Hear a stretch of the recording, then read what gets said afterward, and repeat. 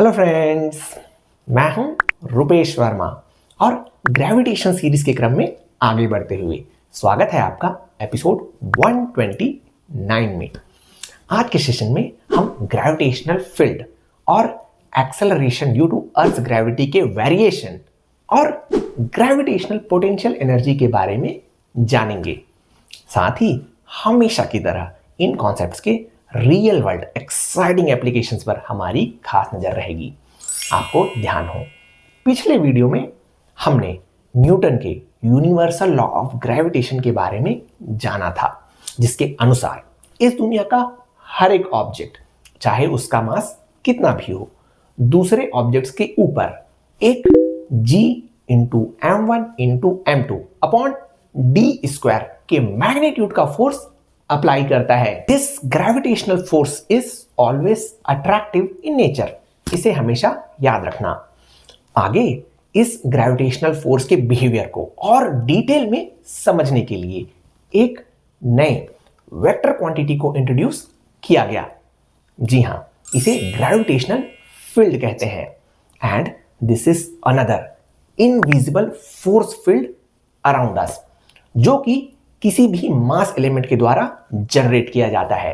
जैसा कि आपने इलेक्ट्रिक चार्जेस के द्वारा इलेक्ट्रिक फील्ड को और मैग्नेटिक मटेरियल्स के द्वारा मैग्नेटिक फील्ड लाइंस को प्रोड्यूस होते हुए देखा है। For the sake of simplicity, इस ग्रेविटेशनल फील्ड को आप एक स्ट्रेच्ड रबर के मेम्ब्रेन के जैसा मान सकते हो। अब जिस ऑब्जेक्ट का मास जितना ज्यादा होगा, वो इस रबर के शीट को उतना ही ज्यादा बेंड कर सकता है, right? And that way the heavier objects attract the lighter objects around them.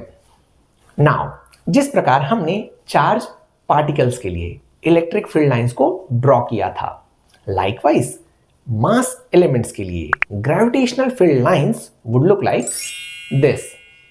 इस डायग्राम को देखकर ही आप बता सकते हो उस मास एलिमेंट के आसपास ग्रेविटेशनल फील्ड लाइंस की डेंसिटी बहुत ही ज्यादा है।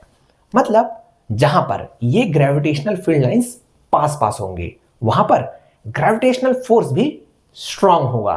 और जैसे ही आप मास एलिमेंट से दूर जाते जाते हो, इन ग्रेविटेशनल फील्ड लाइंस की डेंसिटी भी कम होते जाती है, और इसलिए डिस्टेंस बढ़ने के साथ साथ ग्रेविटेशनल फोर्स की वैल्यू भी कम होते जाती है। दैट इज क्वाइट लॉजिकल, है ना? नेक्स्ट, इस ग्रेविटेशनल फील्ड को मैथमेटिकली आप इस एक्सप्रेशन की मदद से रिप्रेजेंट कर सकते हो, which is nothing but the force acting on a unit mass element. Now pay attention here. Force per unit mass is equal to acceleration only. Newton का सेकेंड लॉ ऑफ मोशन भी यही कहता है, और इसे आप डायमेंशनल एनालिसिस करके भी वेरीफाई कर सकते हो, राइट?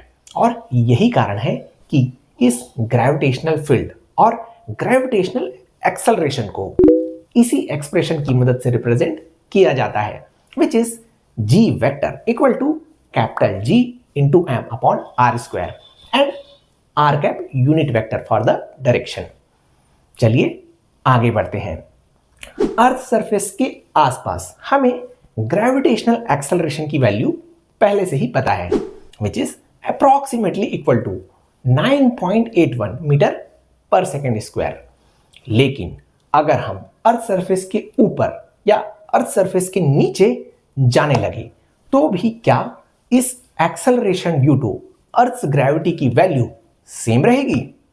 सोच के देखिए। एक्चुअली जब हम अर्थ सरफेस से h हाइट ऊपर चले जाते हैं, तो acceleration due to earth gravity की वैल्यू कम होकर g डैश मतलब g into 1 minus 2h upon r के बराबर हो जाती है, which implies acceleration due to earth gravity की value h equal to r by 2 distance पर 0 हो जाएगी।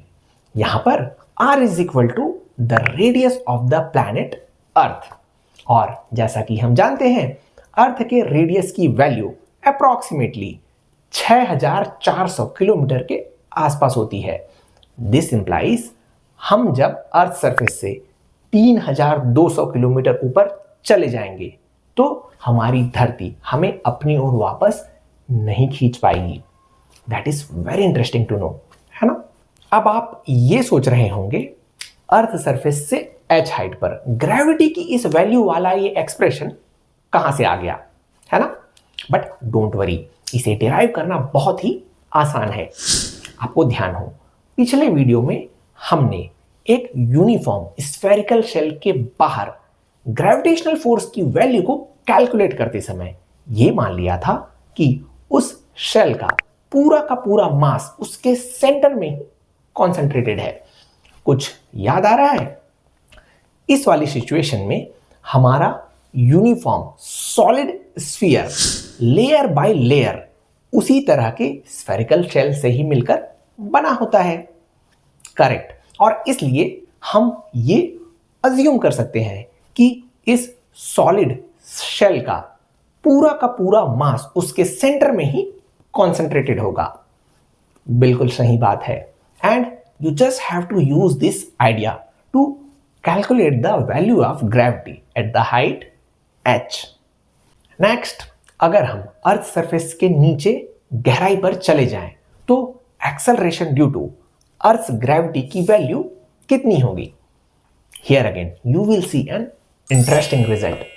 आप पाओगे अर्थ सरफेस से d डेप्थ पर acceleration due to earth gravity की वैल्यू रिड्यूस होकर g dash is equal to g into 1 minus d upon r के बराबर हो जाती है। इसका मतलब जैसे जैसे हम अर्थ सरफेस से नीचे जाते जाते हैं, acceleration due to earth gravity की value 1 minus d upon r के रेट से कम होते जाती है। नाउ इन दोनों ऑब्जर्वेशंस के बेसिस पर हम ये कंक्लूड कर सकते हैं कि अर्थ सरफेस से ऊपर जाने पर भी ग्रेविटी की वैल्यू कम होते जाती है और अर्थ सरफेस से नीचे जाने पर भी ग्रेविटी की वैल्यू कम होते जाती है। And the maximum value is at the surface of the earth only. इसे याद रखना। फर्दर, अगर आप इस acceleration due to earth gravity के डिस्टेंस के साथ होने वाले वेरिएशन को प्लॉट करके देखोगे तो you will get an interesting graph like this. अब इन सब कंसेप्ट्स को क्लियर कर लेने के बाद नंबर आता है आज के हमारे सेशन का आखिरी टॉपिक का, that is gravitational potential energy.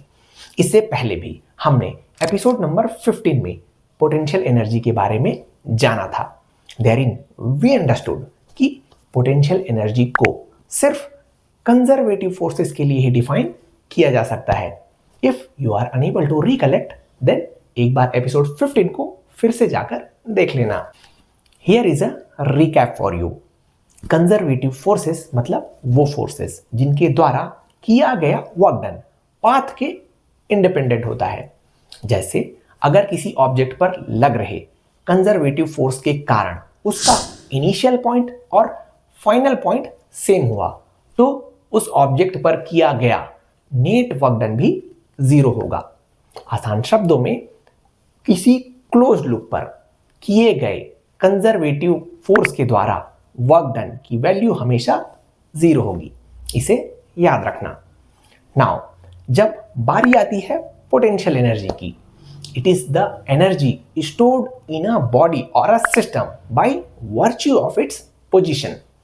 एक बार फिर से सुनिए, potential energy is the energy stored in a body और in a system because of its current position. Next, अगर किसी बॉडी पर लग रहे कंजर्वेटिव फोर्सेस के कारण उसकी पोजीशन को चेंज कर दिया जाए तो इस ऑब्जेक्ट के पोटेंशियल एनर्जी में होने वाला चेंज उस ऑब्जेक्ट पर किए गए वर्क डन के बराबर होता है।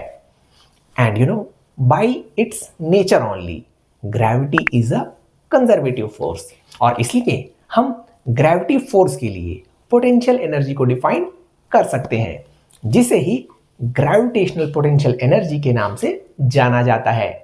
जनरली हमारे अर्थ सरफेस के आसपास जहां पर ग्रेविटी की वैल्यू ऑलमोस्ट कांस्टेंट है, वहां किसी ऑब्जेक्ट को h हाइट पर ले जाने से रेफरेंस पॉइंट के रिस्पेक्ट में उसकी पोटेंशियल एनर्जी mgh बढ़ जाती है, which is essentially the work done on the object against the force of gravity.